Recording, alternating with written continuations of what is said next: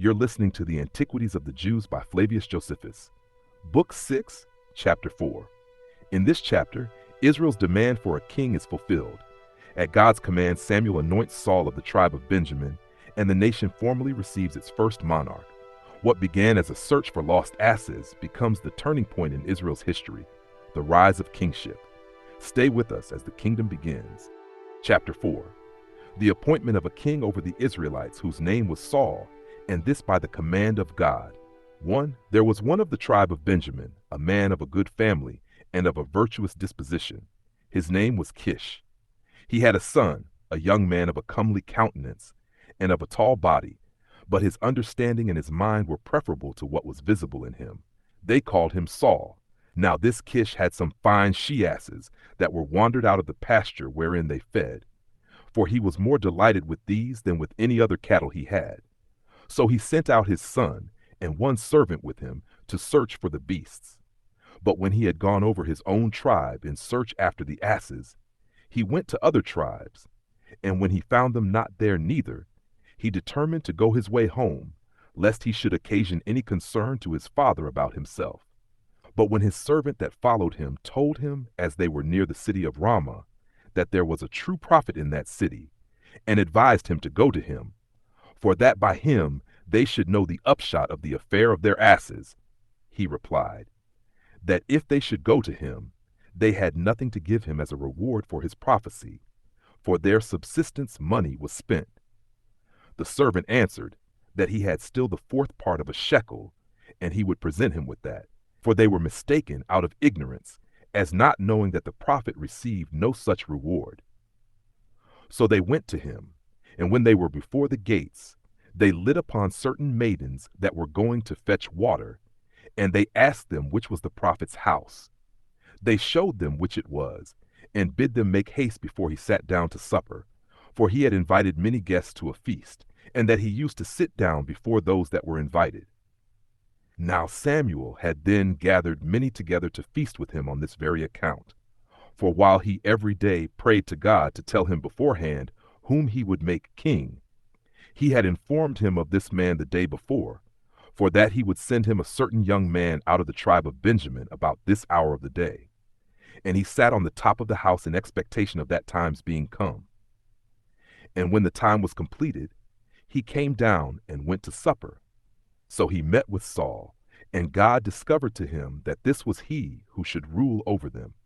Then Saul went up to Samuel and saluted him, and desired him to inform him which was the prophet's house, for he said he was a stranger and did not know it.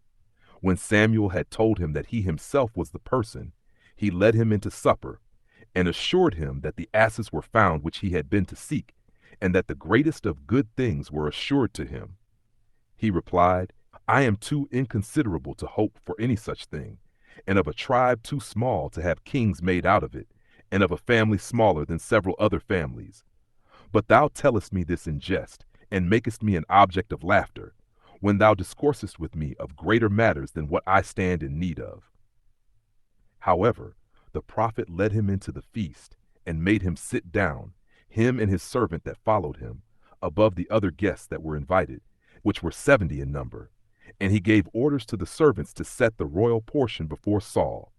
And when the time of going to bed was come, the rest rose up, and every one of them went home. But Saul stayed with the prophet, he and his servant, and slept with him. 2. Now as soon as it was day, Samuel raised up Saul out of his bed, and conducted him homeward. And when he was out of the city, he desired him to cause his servant to go before, but to stay behind himself, for that he had somewhat to say to him when nobody else was present. Accordingly, Saul sent away his servant that followed him.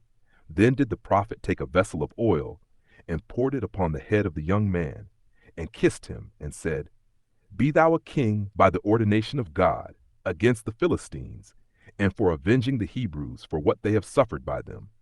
Of this thou shalt have a sign, which I would have thee take notice of. As soon as thou art departed hence, thou wilt find 3 men upon the road, going to worship God at Bethel. The first of whom thou wilt see carrying 3 loaves of bread, the second carrying a kid of the goats, and the third will follow them carrying a bottle of wine. These 3 men will salute thee, and speak kindly to thee, and will give thee 2 of their loaves, which thou shalt accept of. And thence thou shalt come to a place called Rachel's monument, where thou shalt meet with those that will tell thee thy asses are found. After this, when thou comest to Gabbatha, thou shalt overtake a company of prophets, and thou shalt be seized with the divine spirit, and prophesy along with them, till every one that sees thee shall be astonished, and wonder, and say, Whence is it that the son of Kish has arrived at this degree of happiness? And when these signs have happened to thee, know that God is with thee. Then do thou salute thy father and thy kindred. Thou shalt also come when I send for thee to Gilgal, that we may offer thank offerings to God for these blessings. When Samuel had said this, and foretold these things, he sent the young man away. Now all things fell out to Saul according to the prophecy of Samuel. 3. But as soon as Saul came into the house of his kinsman Abner, whom indeed he loved better than the rest of his relations, he was asked by him concerning his journey, and what accidents happened to him therein. And he concealed none of the other things from him, no, not his coming to Samuel the prophet, nor how he told him the asses were found. But he said nothing to him about the kingdom, and what belonged thereto, which he thought would procure him envy. And when such things are heard, they are not easily believed. Nor did he think it prudent to tell those things to him, although he appeared very friendly to him, and one whom he loved above the rest of his relations, considering, I suppose, what human nature really is, that no one is a firm friend, neither among our intimates, nor of our kindred. Nor do they preserve that kind disposition when God advances men to great prosperity, but they are still ill-natured and envious at those that are in eminent stations. 4.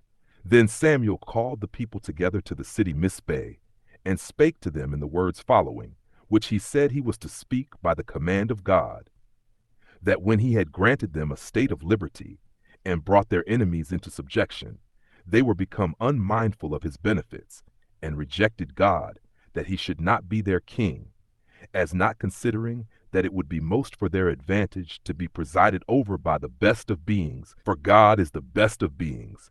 And they chose to have a man for their king, while kings will use their subjects as beasts, according to the violence of their own wills and inclinations, and other passions, as wholly carried away with the lust of power, but will not endeavor so to preserve the race of mankind as his own workmanship in creation, which for that very reason God would take care of. But since you have come to a fixed resolution, and this injurious treatment of God has quite prevailed over you, dispose yourselves by your tribes and scepters, and cast lots. 5. When the Hebrews had so done, the lot fell upon the tribe of Benjamin. And when the lot was cast for the families of this tribe, that which was called Matri was taken. And when the lot was cast for the single persons of that family, Saul, the son of Kish, was taken for their king. When the young man knew this, he prevented their sending for him, and immediately went away and hid himself. I suppose that it was because he would not have it thought that he willingly took the government upon him. Nay, he showed such a degree of command over himself, and of modesty, that while the greatest part are not able to contain their joy, even in the gaining of small advantages, but presently show themselves publicly to all men, this man did not only show nothing of that nature, when he was appointed to be the lord of so many and so great tribes, but crept away and concealed himself out of the sight of those he was to reign over, and made them seek him, and that with a good deal of trouble.